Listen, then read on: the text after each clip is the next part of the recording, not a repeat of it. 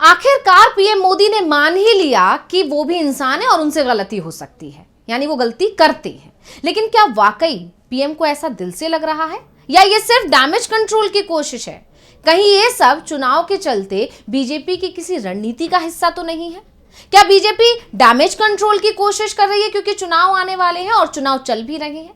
ये तमाम सवाल इसलिए उठने लगे हैं क्योंकि बीजेपी के दिल्ली चुनाव की घोषणा के ठीक बाद ये वीडियो जारी किया है, जिस पर अब कांग्रेस ने उसे बुरी तरह से घेर लिया है। यही नहीं, कांग्रेस ने बीजेपी पर कई गंभीर आरोप भी लगाए हैं और विपक्ष ने एक बार फिर दावा कर दिया है कि पीएम मोदी झूठ बोल रहे हैं। तो आखिर क्यों वीडियो जारी होते ही पीएम पर लगने लगे झूठ बोलने के आरोप? इसी पर हम अपनी इस स्पेशल रिपोर्ट में करेंगे चर्चा। नमस्कार, मैं हूं अंशिता।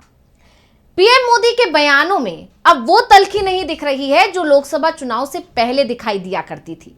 लोकसभा चुनाव से पहले वो कहते थे मैं तो नॉन बायोलॉजिकल हूं, मेरे को तो भगवान ने या परमात्मा ने किसी उद्देश्य से भेजा है, मेरा सीधा परमात्मा से कनेक्शन है। और सिर्फ पीएम मोदी ही नहीं, उनकी पूरी की पूरी बीजेपी की टोली यही मैसेज देने की कोशिश कर रही थी कि पीएम मोदी तो नॉन बायोलॉजिकल हैं, उनका सीधा भगवान से कनेक्शन है और वो सीधा अवतरित हुए हैं। लेकिन लोकसभा चुनाव में जो नतीजे आए, उसने बीजेपी का जो हाल हुआ, उसने पूरी की पूरी बीजेपी को और खुद पीएम मोदी को जमीन पर ला दिया।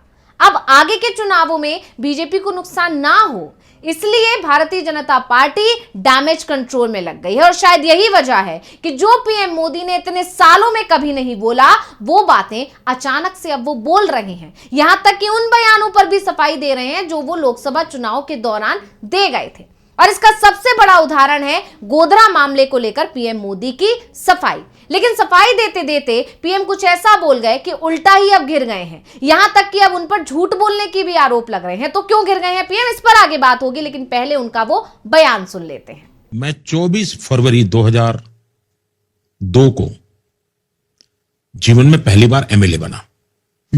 24 फरवरी 2002।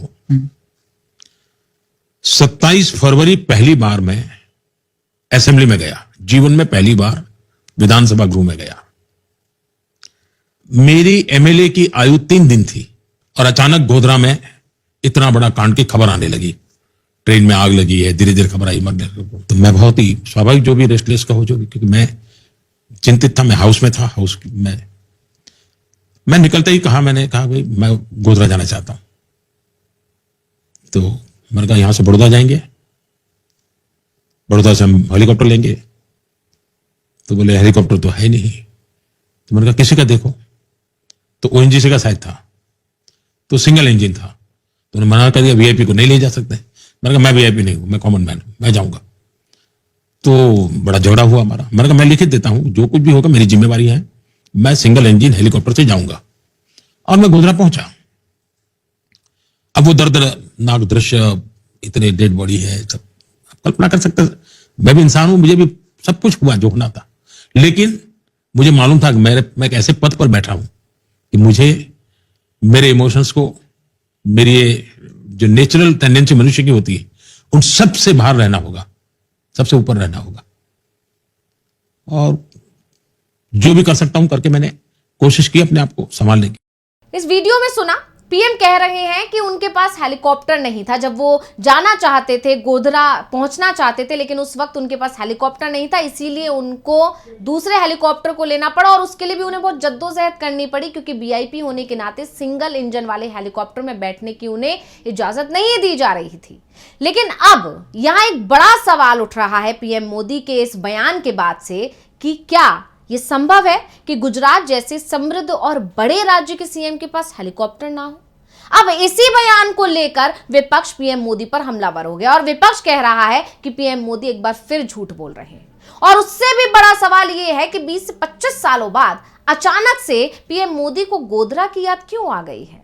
दिल्ली चुनाव के बीच वीडियो जारी करना, वीडियो में सफाइयां देना, यह बताता है कि बीजेपी को अब समझ में आ गया है कि मोदी लहर खत्म हो रही है और इसीलिए पीएम मोदी और पूरी की पूरी बीजेपी उनकी छवि को सुधारने में लग गई है। और उससे भी बड़ी बात यह मानी जा रही है कि दिल्ली में बीजेपी जानती है कि जो संघ है वो उसका साथ देता दिखाई नहीं दे रहा है और यही वजह है कि संघ को भी साधने की कोशिश पीएम मोदी कर रहे हैं अपने इस बयान के जरिए से, क्योंकि उन्होंने इसमें एक बयान और कहा है कि मुझसे भी गलतियां हो सकती हैं, मैं देवता नहीं हूं, मैं भी इंसान हूं। तो यहां पर कहीं ना कहीं क्योंकि एक बार फिर से संघ और बीजेपी आमने सामने आ गई है, इस बात में दोहराई नहीं है कि जो महाराष्ट्र और हरियाणा के चुनाव हुए उन नतीजों में जो बीजेपी को जीत मिली या महायुति को जीत मिली, इसको लेकर दावा किया जा रहा है कि कहीं ना कहीं संघ ने जमीन पर उतरकर काम किया और संघ और बीजेपी क्योंकि एक साथ आए इसीलिए संघ की मेहनत का फायदा बीजेपी ने उठाया। जबकि लोकसभा चुनाव के दौरान जब जेपी नड्डा ने यह कह दिया था कि बीजेपी अब अपने आप में सक्षम है, उसे किसी की जरूरत नहीं है, इसलिए संघ अपना काम करे और बीजेपी अपना काम कर सकती है, चुनाव अकेले दम पर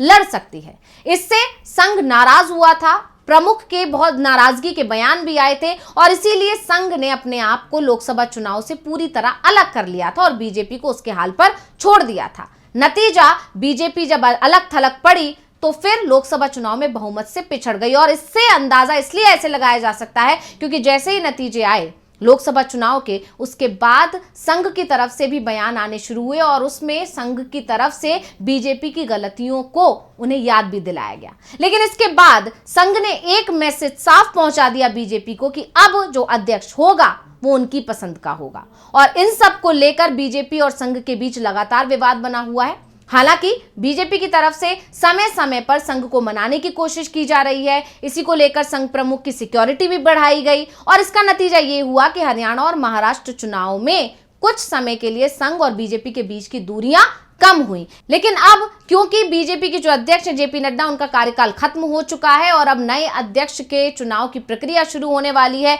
ऐसे में अब ये माना जा रहा है कि संघ और बीजेपी एक बार फिर आमने सामने आ गए हैं। संघ अपने पसंद का नाम अध्यक्ष पद के लिए दे रही है, वहीं बीजेपी आलाकमान की तरफ से अपनी पसंद का नाम दिया जा रहा है और इसी को लेकर दोनों के बीच तल्खियां बढ़ती जा रही हैं और यही वजह है कि दिल्ली चुनाव में बीजेपी एक बार फिर संघ की बिना मदद के लड़ती हुई दिखाई दे रही है और इसीलिए बीजेपी आलाकमान ये जानता है कि बिना संघ की मदद के वो चुनावी मैदान में कुछ भी नहीं कर सकता है और इसीलिए अब पीएम मोदी की तरफ से या बीजेपी की तरफ से इस तरह के बयान देकर आम जनता को भी और संघ को भी साधने की कोशिश की जा रही है, क्योंकि सिर्फ दिल्ली चुनाव ही नहीं है, दिल्ली के बाद बिहार भी है और बिहार को लेकर बीजेपी की टेंशन पहले ही बढ़ी हुई है। वहां पर नीतीश कुमार, जिस तरह से खबरें आ रही हैं, वो लगातार ये कहा जा रहा है कि कभी भी पलटी मार सकते हैं। ऐसे में वहां पर भी उसके लिए मुश्किलें बनी हुई हैं और ये सब जानते हैं कि अगर बिहार में कोई डामाडोल की स्थिति पैदा हुई एनडीए को लेकर तो ये तय माना जा रहा है कि अगर वहां पर स्थितियां बिगड़ी तो उसका असर दिल्ली में जरूर पड़ेगा